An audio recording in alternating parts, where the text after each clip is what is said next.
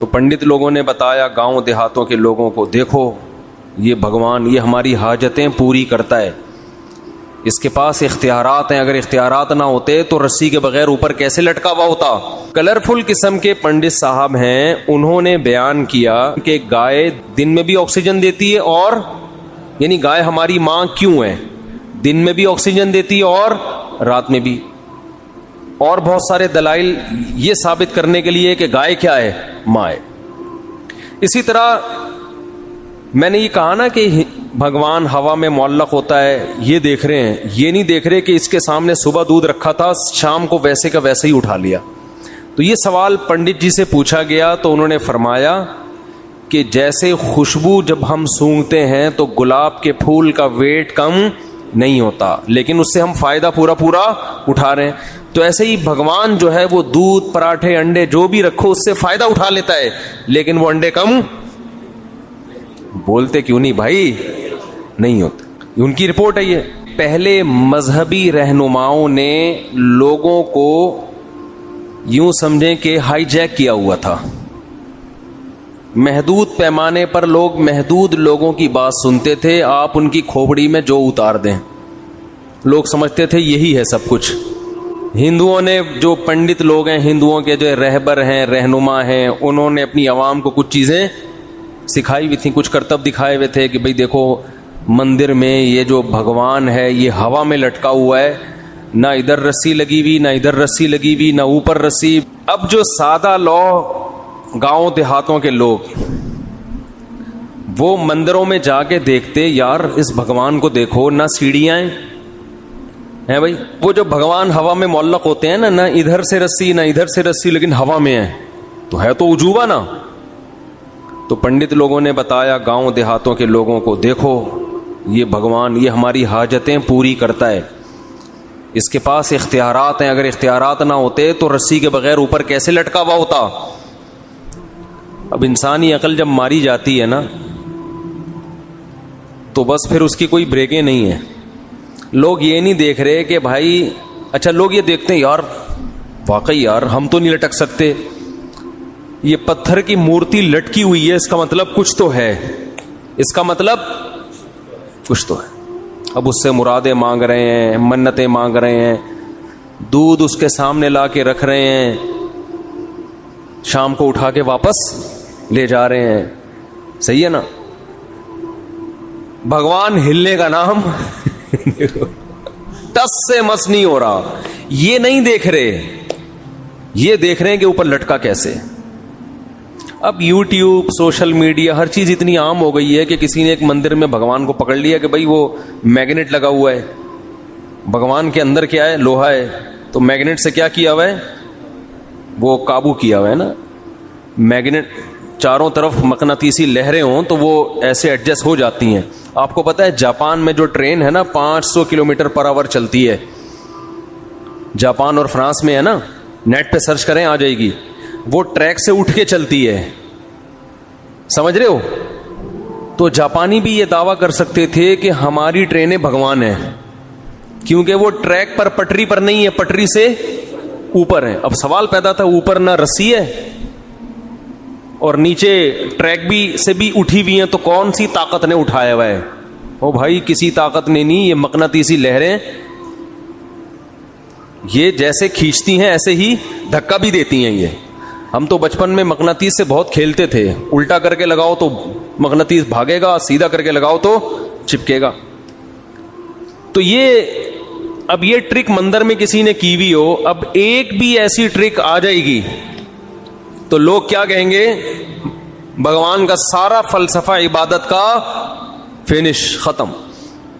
میں جو روحانی ٹوپی ڈراموں کے بہت خلاف ہوں نا، عامل کا لفظ میں روحانیوں کے لیے بولتا ہی نہیں، یا عامل کا لفظ ہی مجھے برا لگتا ہے، ٹوپی ڈرامہ ہی صحیح ہے ان کے لیے۔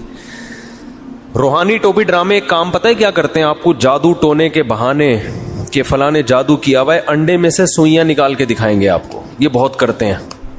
یوٹیوب پہ یہ بھی پکڑا گیا ہے کہ یہ کیسے کرتے ہیں، آپ سرچ کریں گے۔ پہلے بہت مفتیوں نے الو بنائے ہیں لوگوں کو، جو اپنے نام کے ساتھ کیا لگاتے تھے، مفتی، روحانیت کے نام پہ بڑے بڑے اداروں کے بڑے بڑے بزرگوں کے خلیفاؤں نے یہ جو سوئیوں والا سیٹ اپ ہے نا، اس کے نام پہ لوگوں کو کیا بنایا ہے؟ الو. الو کا ترجمہ آپ ڈکشنری میں جا کے دیکھ لیں. اگر آپ کو وہ جیسے ایک آدمی نے 1 سال بعد کیس کیا عدالت میں کہ اس نے مجھے گینڈا کہا ہے، ایک بندے پہ کیس کیا کہ اس نے مجھے کیا کہا ہے؟ گینڈا. عدالت نے کہا کب کہا تھا؟ اس نے کہا 1 سال پہلے. اس نے کہا کیس آج کیوں کر رہے ہو بھائی؟ کہہ رہے گینڈا میں نے آج ہی دیکھا ہے، مجھے کیا پتا تھا ایسا گینڈا ہوتا. تو اس لیے ڈکشنری میں آپ الو کا لفظ سرچ کریں، پھر آپ کو پتا چلے گا. الو دیکھ کے اندازہ ہوگا کہ روحانی علاج والے آپ کو یہ بنا رہے ہیں، پھر آپ کو ان پہ کیا آئے گا؟ غصہ آئے گا، ورنہ نہیں آئے گا. تو یہ انڈے سے سوئیاں نکالنا، پتلے پہ سوئیاں نکالنا، یہ بڑی ٹرک ہوتی ہے ہاتھوں کی، یہ سب کرتے ہیں. آج یوٹیوب پہ دیکھ لیں، پڑا ہوا ہے. تو اب کیا ہے، کیونکہ اللہ نے دین کو دنیا میں غالب کرنا ہے نا، تو اب دیکھو ضرورت ایجاد کی ماں ہے. جس چیز کی ضرورت ہوتی ہے اللہ اس چیز کو پیدا کرتے ہیں. آج اگر یہ زمین کی رگوں میں پیٹرول دریافت نہ ہوتا تو انسان زندہ رہ سکتا؟ گدے گھوڑوں پہ اگر تجارت ہوتی تو کراچی کو فار ایگزامپل پتہ نہیں کتنے 1000 ٹن گندم چاہیے ہوتی، تو چائنا سے گدھے سوار ہوتے گندم لانے کے لیے. بتاؤ، پہلے تو ایسا ہی ہوتا تھا نا بھائی، شہر میں گندم ختم ہے تو وہاں سے اتنے گدھے تاجر لوگ منگوا رہے ہیں. تو اتنے گدھے ہوتے کہ گندم سے زیادہ گدھوں کی ویلیو بڑھ جاتی. گندم سے زیادہ کس کی ویلیو ہوتی؟ گدھوں کی. سارے گدھے لاتا. اللہ نے نظام بنایا ایک. جیسے جیسے آبادی بڑھ رہی ہے چیزیں مشکل کے بجائے اور آسان ہو رہی ہیں. حالانکہ ہونی چاہیے مشکل، لیکن ہو کیا رہی ہیں؟ آسان. پہلے تجارت مشکل، اب آسان. پہلے خوراک کا حصول مشکل، اب آسان. حالانکہ آبادی کیا ہو رہی ہے؟ بڑھ رہی. تو اللہ کا نظام ہے. تو اسی طرح پہلے آپس میں جو کمیونیکیشن کا سسٹم تھا مشکل، آبادی بڑھنے سے یہ کیا ہو گیا؟ آسان. پہلے دین کی بات دوسروں تک پہنچانا بولو مشکل، اب آسان. اب دیکھو میں اس کی ایک مثال دیتا ہوں. میں نے یہاں ایک بیان کیا تھا کہ ایک ہندو پنڈت صاحب ہیں، نیلے پیلے ہو کے آتے ہیں وہ اکثر. ان کا مذہب ہے یہاں نیلے کچھ، یہاں کلر کچھ مختلف. ہمارے یہاں مولانا تو سیدھے سادے ہوتے ہیں نا، کوئی کلر نہیں ہوتا ان کے، ٹھیک ہے نا، جیسے ہیں ویسے ہی آ کے بیٹھ گئے. لیکن ہندوؤں میں کے جو مولانا ٹائپ کے لوگ ہوتے ہیں وہ کلرفل ہوتے ہیں. اس میں ان کا کوئی مذہب ہوگا، ہم کسی کی توہین نہیں کر رہے. تو مختلف قسم کے یہاں سے کلر کچھ اور ہے، یہ والا پوز، یہ والے سائڈ پہ کچھ اور کلر ہے. کلرفل قسم کے پنڈت صاحب ہیں. انہوں نے بیان کیا، میں نے فیس بک پہ سنا ان کا بیان کہ گائے دن میں بھی آکسیجن لیتی ہے اور رات میں بھی، دن میں بھی آکسیجن دیتی ہے، اور یعنی گائے ہماری ماں کیوں ہے؟ دن میں بھی آکسیجن دیتی ہے اور رات میں بھی. اور بہت سارے دلائل یہ ثابت کرنے کے لیے کہ گائے کیا ہے؟ ماں ہے. اسی طرح میں نے یہ کہا نا کہ بھگوان ہوا میں معلق ہوتا ہے، یہ دیکھ رہے ہیں، یہ نہیں دیکھ رہے کہ اس کے سامنے صبح دودھ رکھا تھا، شام کو ویسے کا ویسے ہی اٹھا لیا. تو یہ سوال پنڈت جی سے پوچھا گیا تو انہوں نے فرمایا کہ جیسے خوشبو جب ہم سونگھتے ہیں تو گلاب کے پھول کا ویٹ کم نہیں ہوتا، لیکن اس سے ہم فائدہ پورا اٹھا رہے ہیں. تو ایسے ہی بھگوان جو ہے وہ دودھ، پراٹھے، انڈے جو بھی رکھو اس سے فائدہ اٹھا لیتا ہے، لیکن وہ انڈے کم بولتے کیوں نہیں بھائی؟ نہیں ہوتے. یہ رپورٹ ہے، ان کی رپورٹ ہے یہ. تو اس پر میں نے بھی اپنا تجزیہ کیا. بھائی جیسے وہ تجزیہ کر سکتے ہیں ہم بھی کر سکتے ہیں نا. بھائی یوٹیوب آزاد ہے، فیس بک آزاد ہے، جو بھی، بشرطے کہ وہ وائلنس ہی نہ پھیلا رہا ہو، کوئی مار دھاڑ کی باتیں نہ کر رہا ہو. تو وہ تو ہم نہیں کر رہے. ہم تو ان کا نظریہ پیش کیا، پھر اپنا نظریہ پیش کر رہے ہیں کہ بھائی سوال یہ پیدا ہوتا ہے کہ بھگوان صبح سے لے کے رات تک سونگتا ہی کیوں ہے؟ اس کو کھانے پینے سے کس چیز نے روکا ہے؟ ایک دفعہ ہماری خاطر ایک نوالا لے لے اس میں سے، ہم خوش ہو جائیں گے. چلو بھگوان تھوڑا سا تو ہلتا ہے نا. اور اگر سونگنا ہی ہے تو پنڈت جی نے جو مثال دی تھی نا گلاب کے پھول کی، وہ پھول اٹھا کے سونگ کے دکھایا تھا. بھگوان اتنا ہی کر لے کہ اٹھا کے روٹی سونگ کے واپس رکھ لے. وہ تو سونگتا بھی نہیں ہے، بیٹھا ہوا ہے بالکل. میں یعنی ادب کے دائرے میں بیٹھا ہوا ہے، ہلنے کا نام بولو نہیں لے. یہ تمہاری حاجات کیسے پوری کرے گا؟ قرآن کیا کہہ رہا ہے؟ یا ایھا الناس ضرب مثل فاستمعوا لہ. ہمارے حضرت جب یہ آیت تلاوت کرتے تھے نا، ایسے جوش میں ان کی آواز اونچی ہو جاتی تھی اور فرماتے تھے مجھے وجد آ رہا ہے. جوش آتا تھا حضرت کو اس آیت. ایک دفعہ حضرت کا بیان ہم لوگ لکھا کرتے تھے، تو یہ والی آیت جب ہم لکھ رہے تھے تو لکھ کے حضرت کو دکھائی. حضرت نے اس آیت کی تصحیح کریکشن کروائی نا کہ یہ یوں ہے. تو کریکشن کے وقت تو انسان کا لہجہ سیدھا سادہ ہوتا ہے نا، یعنی اس وقت تو بیان بھی نہیں کر رہا، اس آیت کی تلاوت بھی مقصد نہیں ہے. جیسے کوئی آدمی پڑھ رہا ہے قل هو اللہ احد کو غلط پڑھے تو آپ اس کو سمجھاؤ گے بھائی قل هو اللہ احد ہے، قل هو اللہ وحد نہیں ہے، ایسے بتاؤ گے نا، اس میں جوش تھوڑی آئے گا آپ کو. لیکن حضرت اس آیت کی کریکشن کروا رہے تھے اور اونچی آواز ہو گئی، ٹھیک ہے نا. یا ایھا الناس ضرب مثل فاستمعوا لہ، ایک دم جوش میں آ گئے. ہم نے کہا یہ لکھوا رہے ہیں یا تقریر کر رہے ہیں؟ پھر فرمانے لگے جب یہ آیت پڑھتا ہوں تو مجھے اتنا جوش آتا ہے کہ چیخنے کا دل کرتا ہے یہ ایسی مزیدار. یا ایھا الناس، اے لوگو. دیکھو قرآن کی مثالوں میں سب سے مزیدار بات پتہ ہے کیا ہے؟ بلکہ پورے قرآن میں فطرت کو اپیل کرتا ہے. کوئی پیچیدہ باتیں بولتے کیوں نہیں، دو اور دو چار کی طرح قرآن نے لا کے نا حق اور باطل کو بیان کر دی ایسے. تبھی تو ہمیں یہ ایتھیس ویتھیس کی جو تقریر ہے نا یہ لطیفے لگتے ہیں. بتا رہا تھا کہ میڈیا کیا ہو گیا ہے، بہت تیز ہو گیا. اب کوئی ہندو پنڈت صاحب یا کوئی پادری صاحب کسی کو کچھ بھی، یا کوئی گاؤں میں بیٹھ کے لوگوں کو کوئی بھی مذہبی، چاہے وہ مسلمانوں میں ہی ہو، وہ الو اگر بنا رہے تو اس کے خلاف بھی آپ کو دلائل یوٹیوب پہ مل جائیں گے.